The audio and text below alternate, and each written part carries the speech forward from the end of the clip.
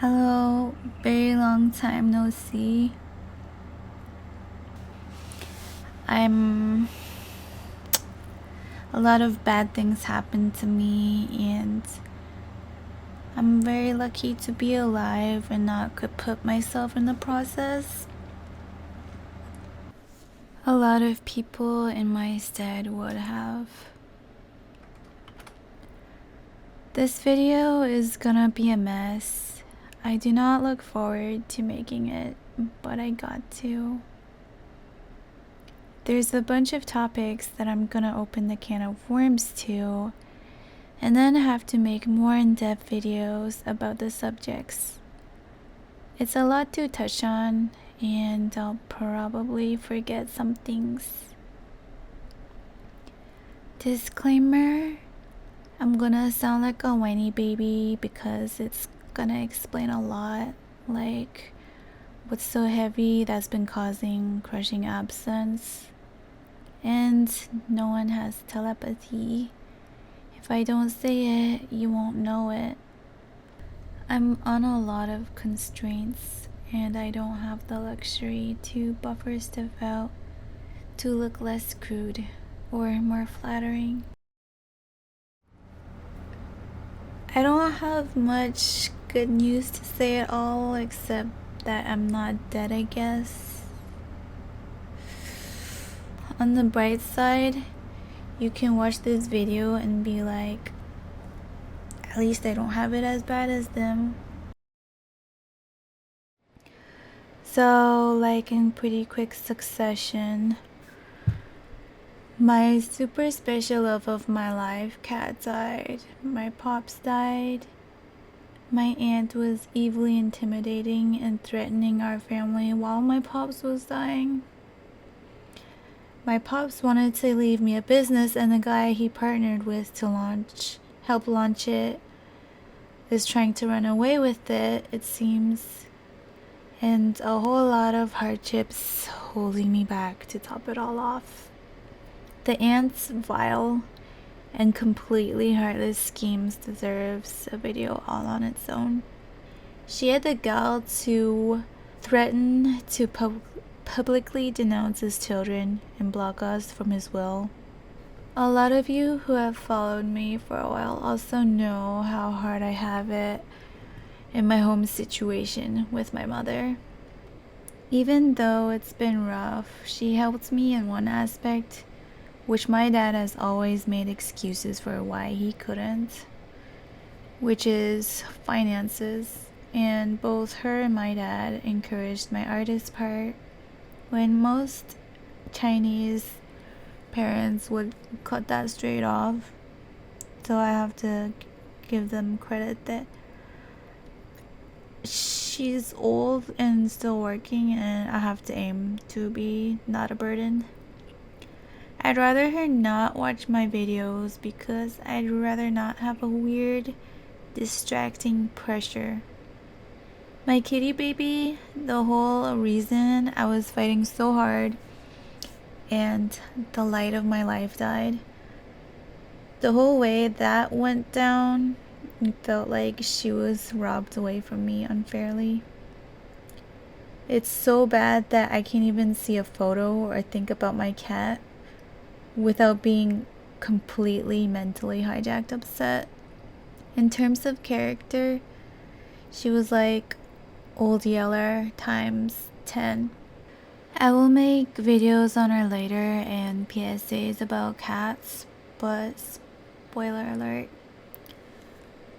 While I was away, my mom bought the cheapest cat food, Friskies, which is testimonialed by many people to tank the kidneys of cats and spiral them quickly into death, and then kept buying her Friskies when I begged her not to. I did develop stress Tourette's from everything. It all too much. People with the gene of Tourette's have it way more hair trigger sensitive, whilst mine is more like stress inflammation related. I've been a stoic holding in manic panic too long that my wiring became brittle weak and broke. So the best way to describe how it happens with me is there's like a hot pressure sensation in my brain area and then some kind of electric shock release that's like some kind of visceral body catharsis. Like it's not a temperature change, but a feeling. Kind of like a hot pressure pinch and then sudden release. I think it's a brain auto protection mechanism, to be honest. Because without the sudden release, you'd have rapid system degradation and then high blood pressure, etc., etc. I already have some diseases stemming from stress. Well, like technically not disease, probably disorder, bad crap. Like goutate, psoriasis, and bruxism. Bruxism is a fancy word for where I grind my teeth away in my sleep.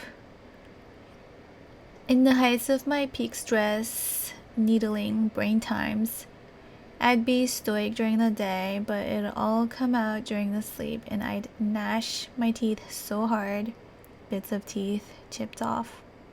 I got a mouth guard, but it's at full deterioration level, and I hadn't gotten a chance to get a new one.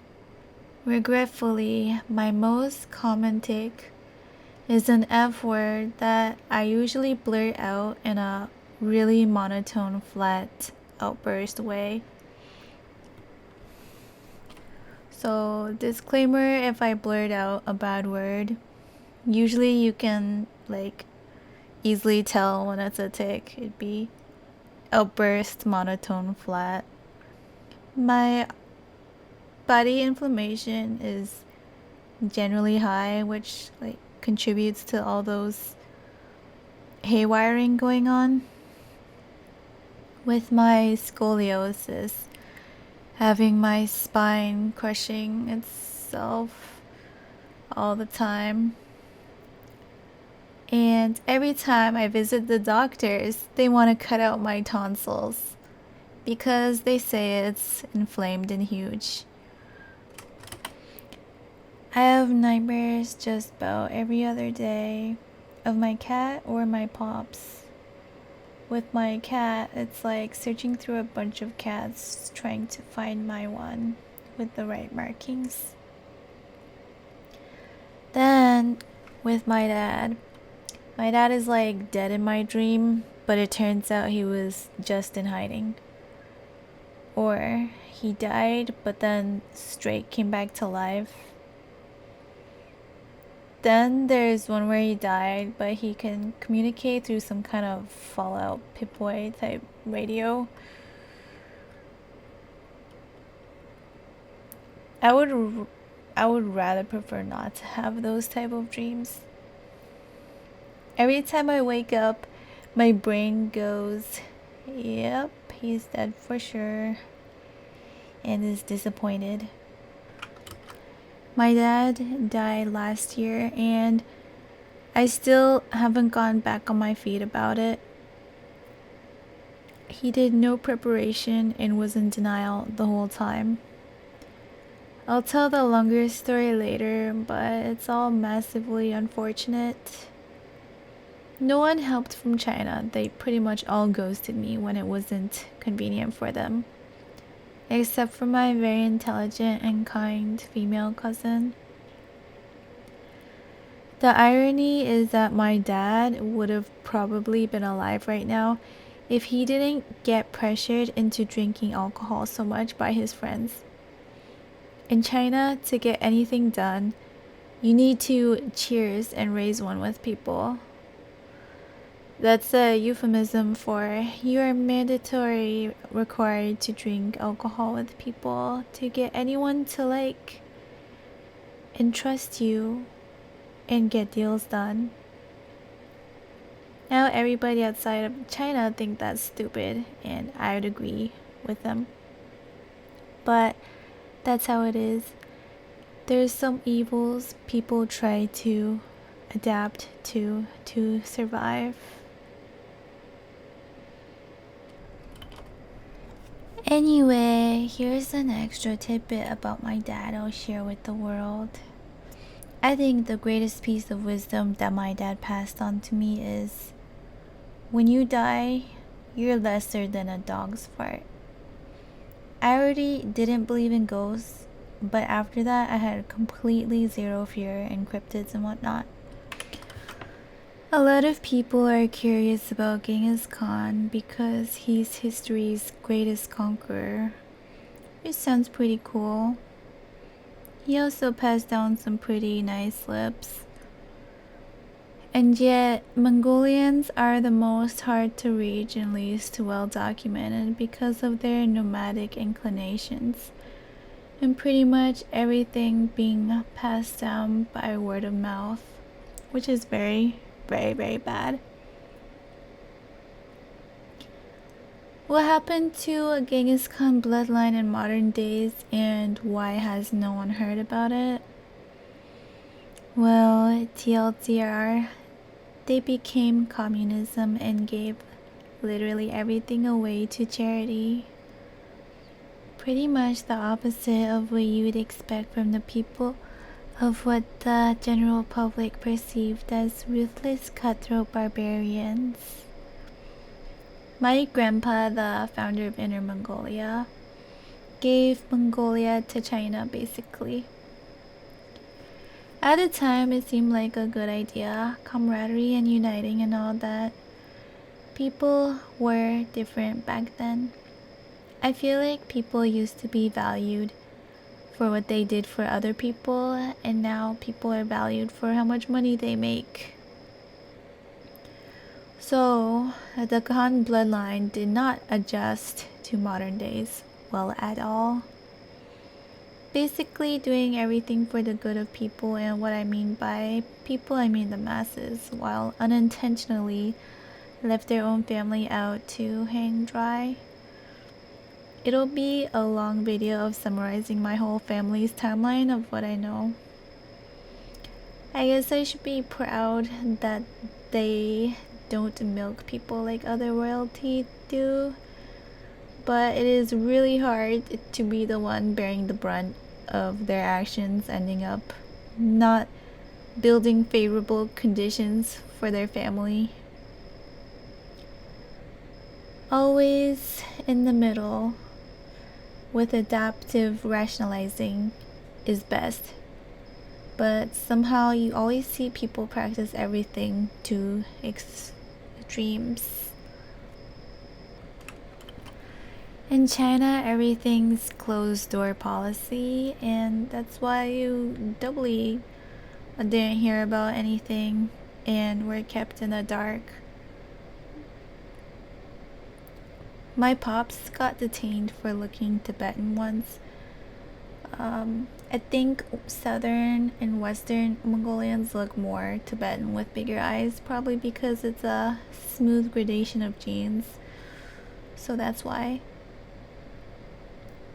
So, mainly my grandpa is famous for being the founder of Inner Mongolia. Kaligong, his name is Kaligong, and erecting the Genghis Khan mausoleum. I think they just straight up call it his tomb in Chinese. Okay, I checked it up, and tomb and mausoleum are interchangeable in Chinese, so I was rightish. And my dad is a fourth son of his. Tazi, his name was like Eagle in Mongolian. And he restored the Mongolian Dalai Lama shrine in our hometown that was knocked down in the Cultural Revolution. I oil painted the tanka of Guanyin, which was inducted into the Mongolian Dalai Lama shrine to act as the soul of the shrine. Once it's inducted, it's tucked deep and not seen again. Here is a snippet of a memorial video dedicated to my father, made by one of his friends. It'll be rude to have it rolling while I talk over it, so I'll show a little and have a full video of it later.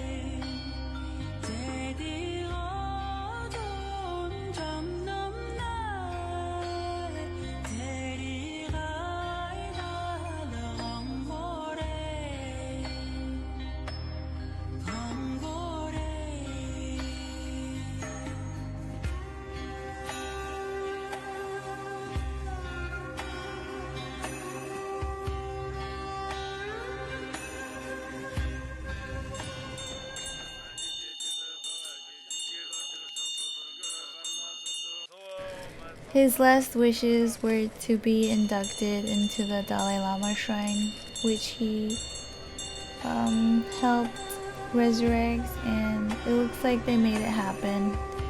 And they placed him up high like an eagle in the sky.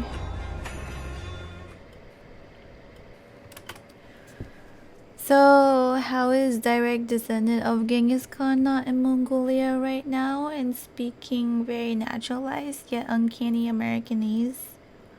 I'll probably go into it more in a different video, but my mom was one of the very first official Chinese government-sponsored international transfer big brain students. And she was supposed to go back to China with all the learnedness, but she liked America better.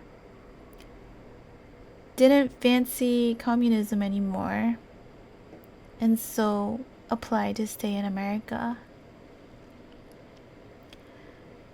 My dad went back to China to try to bring home the bacon and failed. I guess he was too poor to afford even a phone call back then because my mom was not happy about him not calling for a year. Not happy with the response, something like, "Phone calls overseas is expensive. You should just be happy you're in my heart." And then they got into the fights and divorced. It was very messy and tragic, but most of all, the children loses the most in this case. I never talked about my notorious ancestral roots because I was hyper focused on arts, visual science, and my family was always quiet, humble, proud about the blood. It was also implied discouraged because bragging is bad, stating the obvious.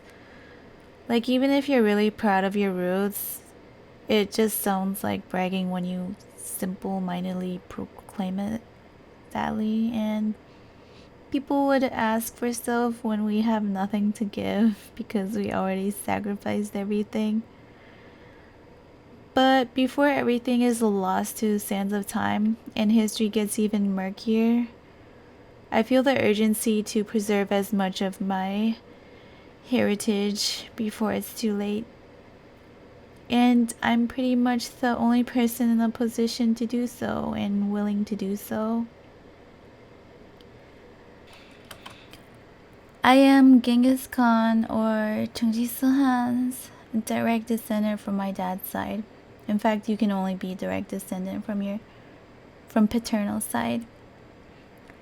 Our roots that China's government is supposed to give us permaland to is Tumoda Zuoqi. In Wiki, you can see it's romanized as Tumid tribe.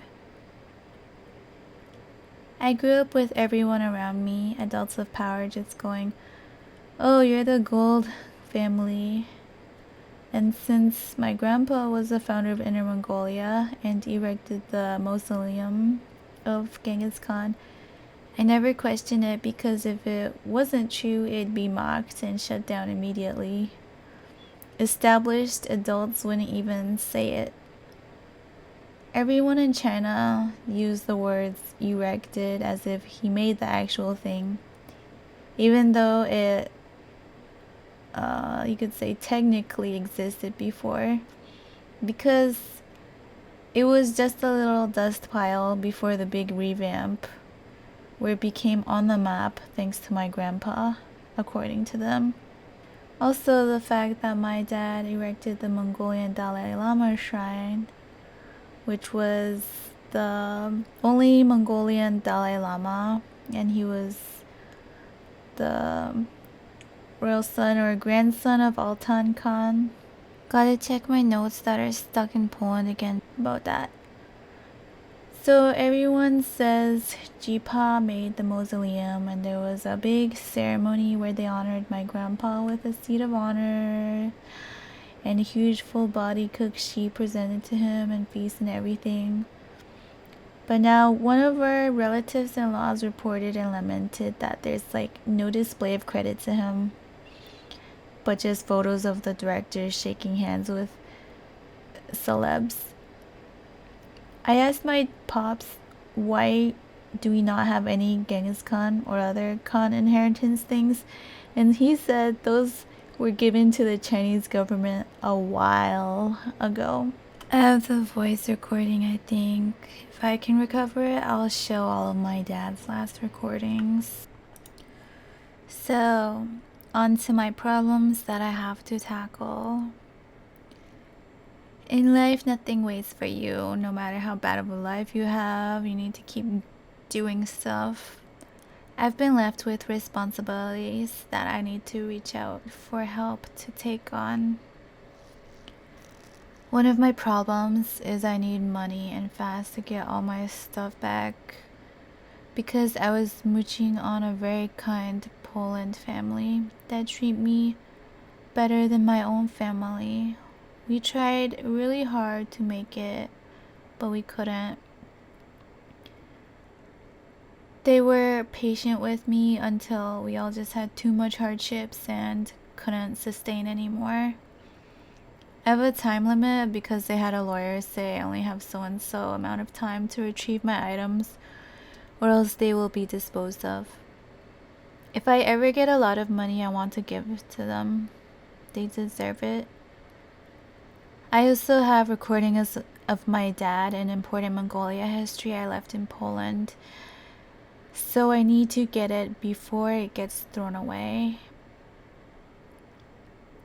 Another thing that is money/fund involved is I probably have to do some kind of crowdfunding thing where I ask for help to get enough funds to go back to Mongolia and navigate things that I have to take care of since my pops died. If Chanel or Dior wants a royal bloodline short Mongolian to model for them, I'm here, I guess. He left a yogurt business that he made in the first place because he wanted to give to me in a big Dalai Lama shrine that he erected. And since I was the most involved with my pops and he wanted to hand everything to me, like the duties, responsibilities, legacy, whatever, that should be my duty to take on.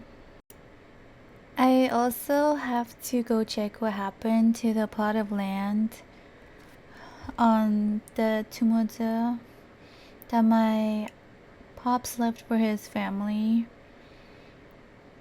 He did so much cultural preservation before he died, and he said that this was like something special for us. He said that because of our important Genghis Khan heritage, the Chinese government is giving us a permanent plot of land, and this is different because every other Chinese people only get to keep their land for like 70 years by law. I'm afraid if my aunt would try to weasel all his stuff from his children. The way she's been acting has made me worried about that. I have to go back to Mongolia to like sort out all the stuff that is supposed to be my birthright. And my dad promised me that I could hold art exhibitions of my organizational choosing, but he just left that hanging. And I even told my artist friends about it and showed them photos.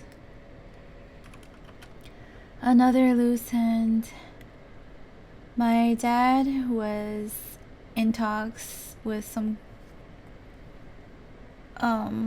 movie producer that he said was big. I don't know. He didn't give me much detail. To make a Sanyangzi, the Khan's wife, legendary female icon movie, and he told me to make the art storyboard for it, but he, like in his fashion, he gave me zero monies to do it, and you can't do anything without money. So, like, even oxygen isn't free. You have to breathe and trade it with trees.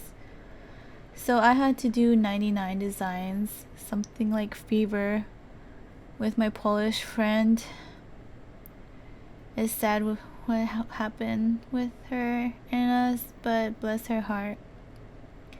We did that to stay afloat.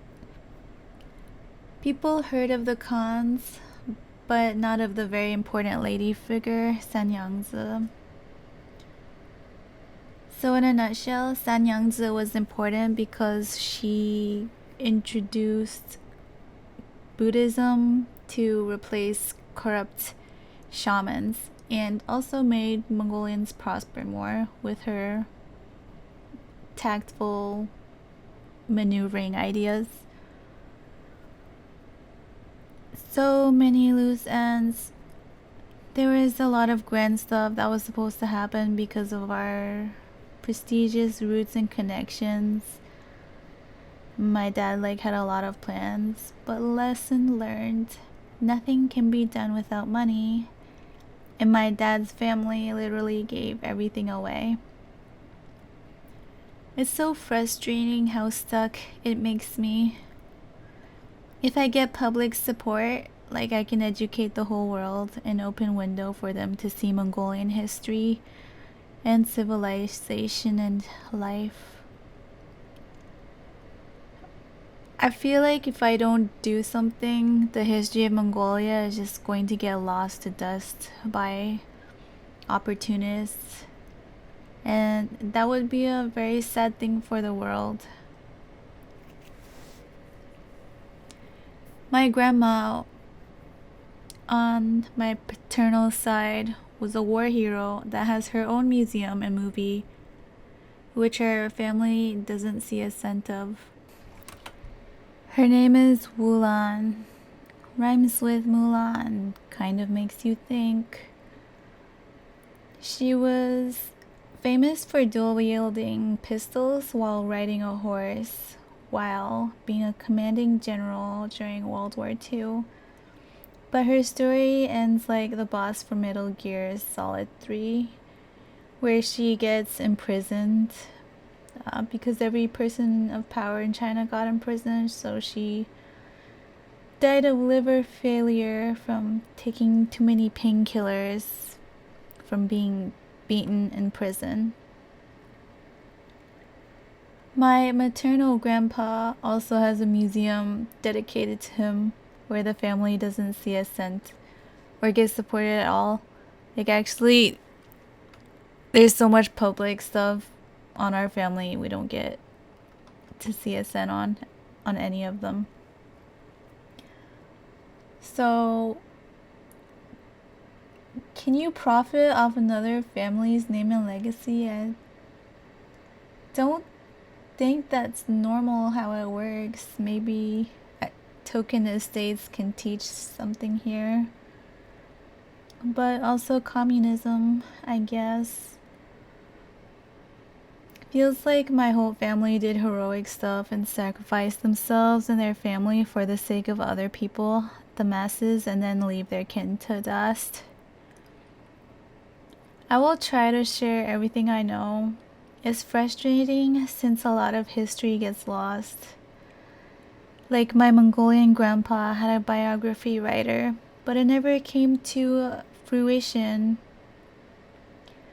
because he would say unflattering things that happened about his compatriots, and the writer did not want to write it. So my Jipa got angry and was like, forget about it. It's tempting to ask why he didn't just get another writer, but I didn't want to prod because he was in his 90s and moody. And I'm guessing expecting an alternative might have ended up with the same results. My grandpa only wanted the truth or nothing, not some embellished, PC-friendly wish-wash. If I don't do anything, our proud Genghis Khan heritage and all the sacrifices through the ages and heroism will be lost to the sands of time. So my dad and I went to Greece to do research on how to make Greek-style thick yogurt because of Mongolia's natural ties to grasslands and milk.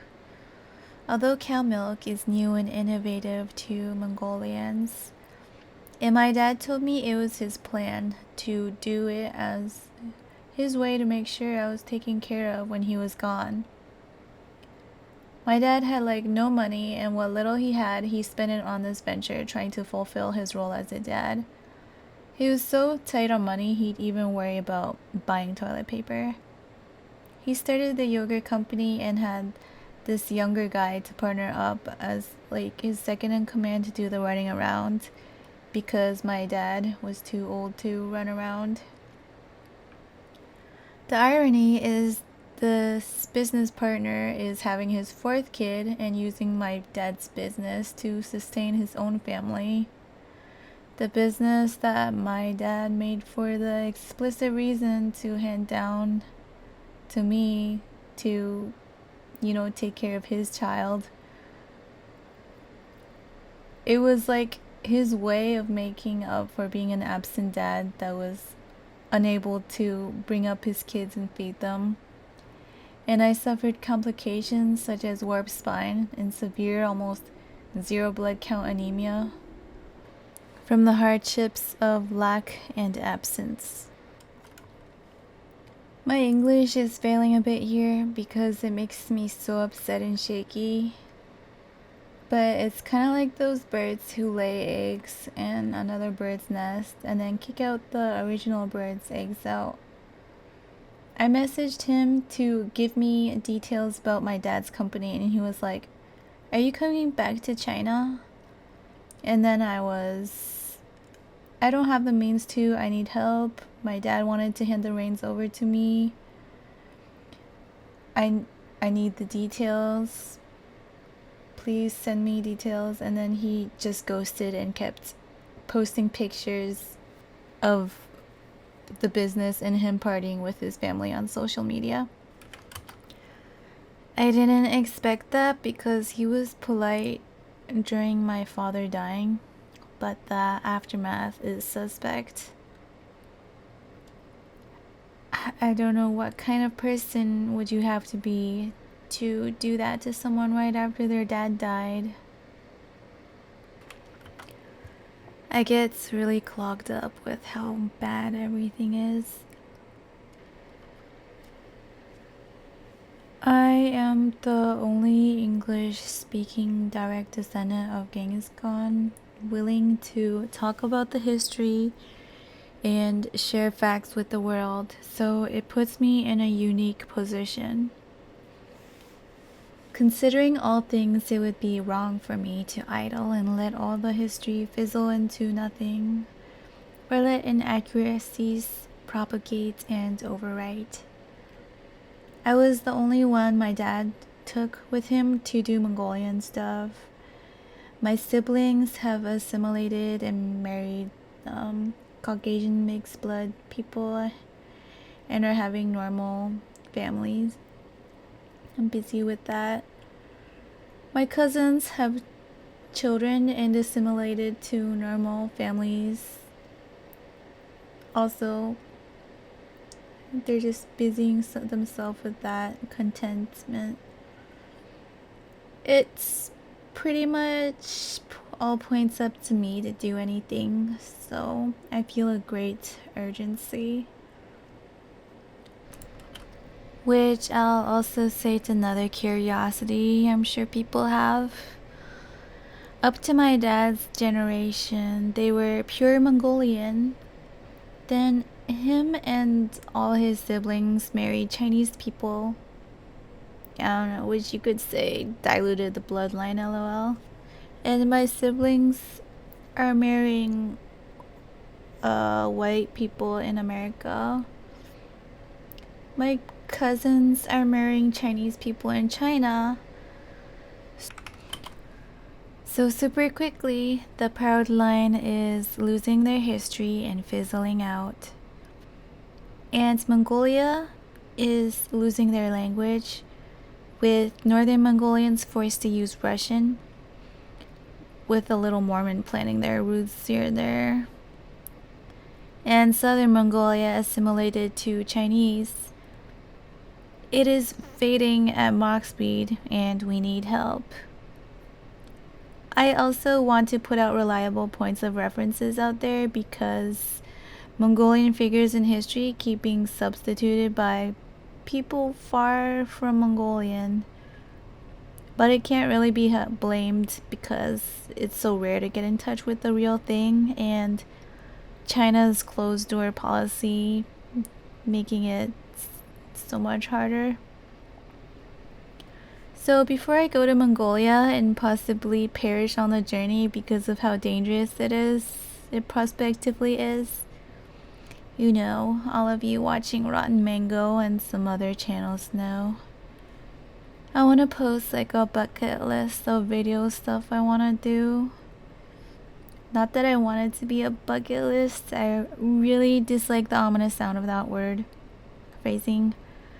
But it's just something I need to do, like passing down all my knowledge, usefulness, memes, and just some tidbits that I think are really neat before it's all too late. There's a lot of random violence and people who don't give a crap about consequences and the evils of the world. That's just how it is. I don't want to be like my dad, who was super delulu with late-stage pancreatic cancer and oozing stomach fluids and being like, yeah, once I get out of the hospital, I'll go pay my BFF a visit.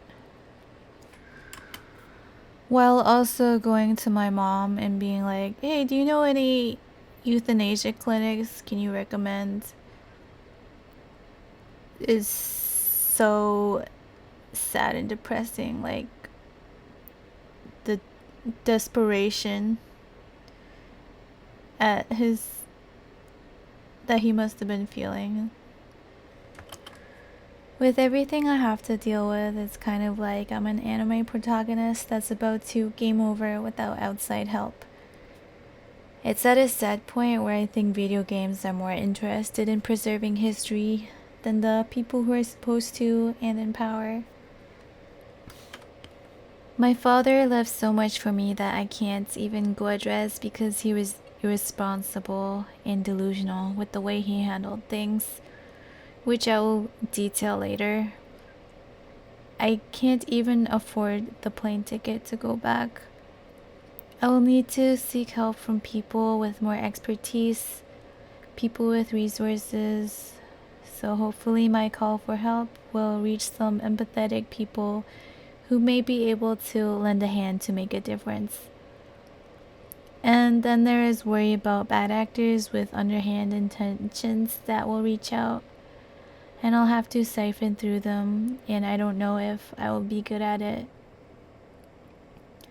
I could mistake perfectly good people for stooges, so every step is a stressful, substantial challenge. But gotta grit teeth, gotta do it. My plan is like, with enough public crowdfunded support, I'll be able to document, vlog my journey for everyone the whole way through when I go back to Mongolia. And that way everyone can also keep an eye on me in case I get attacked or abducted. But even with that, it's still risky as AF, as any intelligent adult would know. I'm doing all I can. As I was about to finish making this video, I got this huge update. My uncle, the eldest of siblings that my grandpa had, passed away, and my aunt and uncle are trying to steal his identity and finances. That's what I was afraid they did to my dad. Taugus and Aegis, as WeChat translates, it's actually Taugusu and Anjisu. The scammer aunt and uncle is trying to scam and steal all they can from our family. This was a message from my cousin. That was the one that I mentioned from before, the good one. So Angie says, actually this really famous actor of Xiaobing Zhangga, he's the second, whatever, it doesn't matter. A lot of Chinese people know him from the Xiaobing Zhangga movie. It's as famous as Home Alone. But the actor himself, he has a very bad character and is a cheater. But his son is very upstanding and good. And the son gets the brunt of his dad's bad behavior. I feel bad for him. So I was gonna make a different video about my aunt, because this one was getting so long and complicated, but something like need to mention is the aunt. She's like super even more motivated to steal money and act scummy, because she got into one of those scammy lawsuits where she bumps someone with a car and they feign injury that's like probably more serious than it is. So she has to pay about $400,000 US from what we know. There are YouTube videos about that phenomenon that happens commonly in China.